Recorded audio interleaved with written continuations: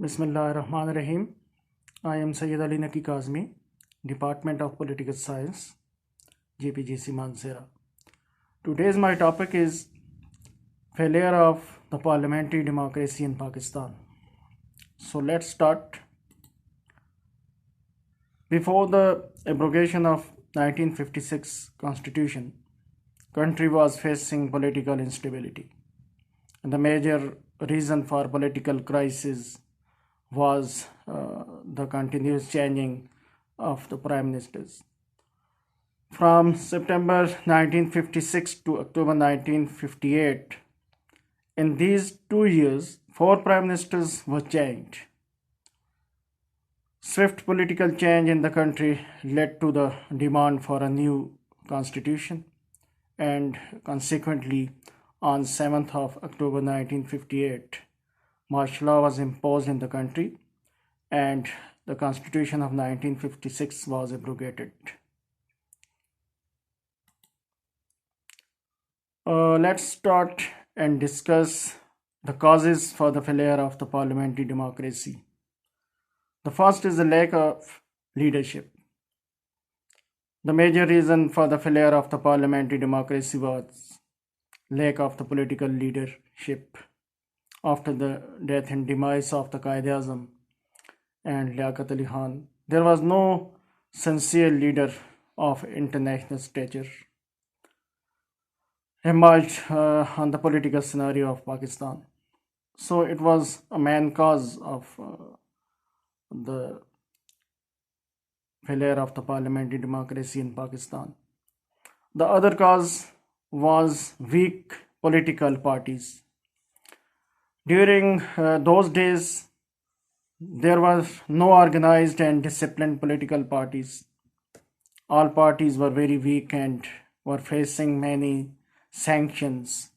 No party had absolute majority to form government. And political parties were made and dissolved within no time. And floor crossing was frequent and very easy during those days.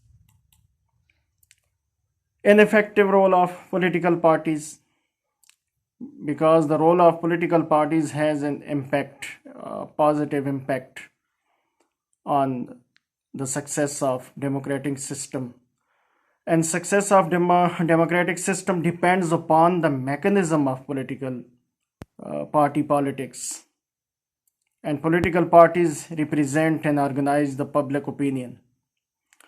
But those days, role of political parties was not effective, and political parties were failed to educate people politically. And of course, they failed to organize public opinion, which is the major function of political parties. Negative role of the head of the state. It is also a major reason. The head of the state played a very negative role. He adopted different strategies for the dismissal of the ministers from their offices. And this undue interference on the part of the head of the state created a situation in which a new constitution had to be introduced. President Skandar Mirza was continuously interfered in the affairs of legislature and assembly. Socio-economic factor. During the government of Feroz Khan Noon, there was inflation which was on its peak due to the hoarding, unjust and unfair distribution of wealth deteriorated the system. Rich was getting richer and poor was getting poor. So socio-economic contradiction also played a role in the failure of this constitution and the parliamentary democracy in Pakistan. The economic crisis in the country damaged the image of Pakistan in the world. People were fed up with this economic crisis in the country. Deadlock on electoral process. Deadlock on the issues of the separate and joint election between two provinces was also cause of the failure of the parliamentary democracy and the failure of the Constitution of 1956.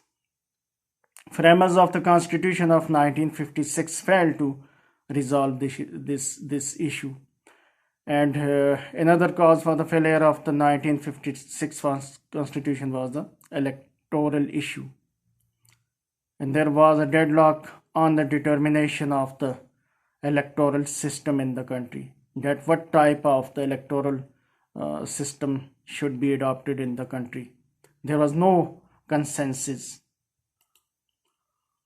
Similarly, Awami League, the Republican Party, and NAP favored a joint electorate system, while on the other hand, parties like Muslim League and Nizam-e-Islam demanded a separate electorate system. So there was a lack of consensus.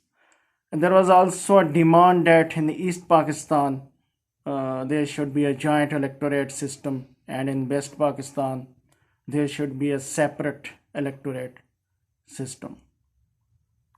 So this was the main reason. Lack of proper election. People were demanding for general election, which was promised by the president, but the promise was never fulfilled, which irritated people who started to demand immediate elections. And this non-fulfillment of promises also led to the failure of the 1956 Constitution and ultimately the failure of the parliamentary democracy in Pakistan. Similarly, unicameral system. Normally in the federation there is always a bicameral legislature, but in 1956 Constitution there is introduction of a unicameral legislature, which also became a cause for the failure of the constitution and the parliamentary democracy in the country. Another cause was lack of provincial autonomy. West Pakistan was made after 4 provinces as one unit, merged into one unit, and due to this step, autonomy of the 4 provinces was curtailed. And this also became a cause for the failure of the parliamentary democracy and the failure of the 1956 Constitution of Pakistan. Struggle for power. Governor General Ghulam Muhammad and Prime Minister Nazimuddin were trying to have upper hand over each other. And this greed for power led the people to distrust their rulers. And this was also a cause of the failure of the system. Misuse of power. The president, who was given wide powers under the 1956 Constitution, misused those powers given to him by the Constitution. And president behaved like a kingmaker, and this misuse of powers was one of the causes of the failure of the parliamentary democracy and the failure of the 1956 Constitution of Pakistan. The other cause was the refugees problem. During those days, Muslims were migrating from India to Pakistan, and government was also busy in their rehabilitation and could not pay proper attention towards the political and constitutional crisis and towards the political and constitutional stability in the country. So I have discussed different causes and reasons for the failure of the parliamentary democracy in Pakistan and for the failure of the 1956 Constitution of Pakistan. If you have any question, you may ask in comments. Thank you very much.